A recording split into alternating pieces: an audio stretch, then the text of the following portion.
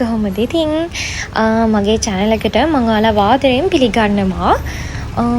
ඉතින් මේ දවස්වල හැමෝම වගේ කැමතිනේ වෙසක් vlog එහෙම බලන්න. ඉතින් මමත් ගියා කොළඹ වෙසක් බලන්න.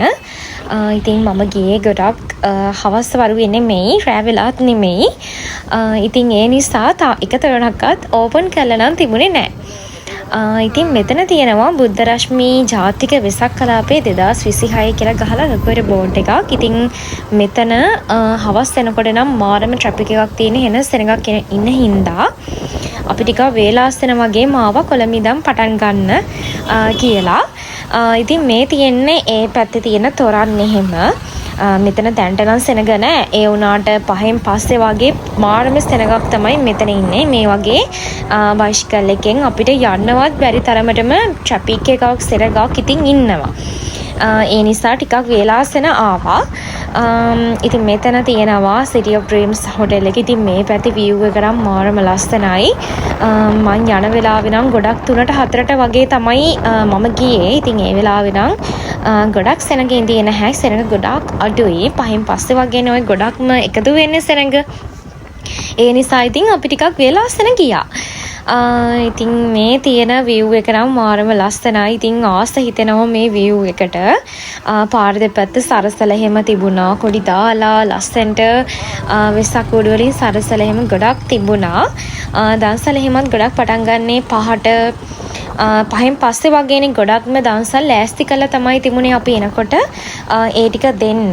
ඉතින් අසමෝදිකන් දන්සලකුත් තිබුණා අපි එන පාරේ. ඉතින් ඔයාලට vlog එකේ ඉස්සරහට බලා ගන්න පුළුවන් වෙයි ඒ දන්සල. ඉතින් මෙතන තියෙන්නේ තවත් ඒ වගේ දන්සලක්. මෙතන නම් සුප් එකයි රෝස් පාන් එකයි තමයි දුන්නේ. ඉතින් මේ තියෙන්නේ දන්සලේ පෝලිම. ඉතින් මේක නම් ටට්ටක් ගාලා තිබුණා. සමහර වෙලාවට අර ලොකු පෝලින් තිබුණාට ඒව ඉක්මනට යනවා. අර පද්දන්සල වල තමයි ගොඩාරියක් සෙනඟ පෝලිම තියෙන්නේ. ඒවා චුටකත් හෙලවෙන්නේවත් නැහැ.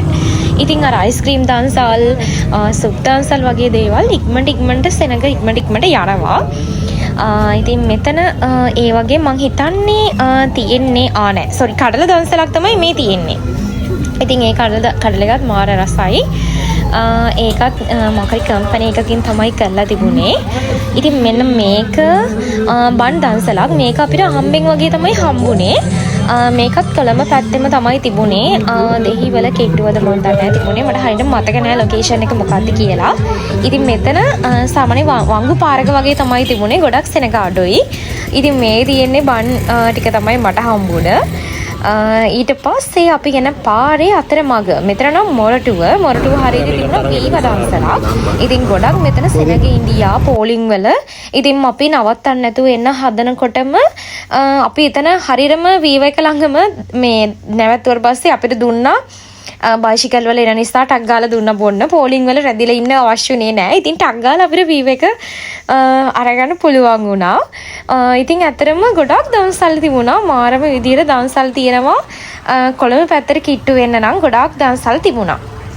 ඊට පස්සේ අපි යන අතරමඟ පාරේ මෙන්න මේ වගේ ලස්සනට ලයිට් දාලා සරසලා තිබුණා. ඉතින් අර රෑ වෙන්න තමයි මේ වගේ ලයිට් තියෙන්නේ. අපි ඉතින් කොළඹට වේලාසන ගිය නිසා අපිට ලයිට් බලන්න බැරි වුණා.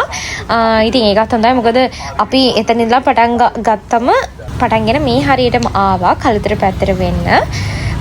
ඉතින් මෙන්න මේ විදිහට තමයි හැමතැනම සරසලා තිබුණේ. මෙතන තවත් පොඩි දන්සලක් තියෙනවා. ඒ පැත්තට නම් ගියේ නැහැ. හරි ඉතින් පොඩි vlog එකක්. ඉතින් තව vlog ටිකක් ගේනවා මම. ඉතින් ඒ ටිකත් බලන්න කියලා ආදරෙන් ඉල්ලනවා. ගිහින් එන්නම්. bye bye.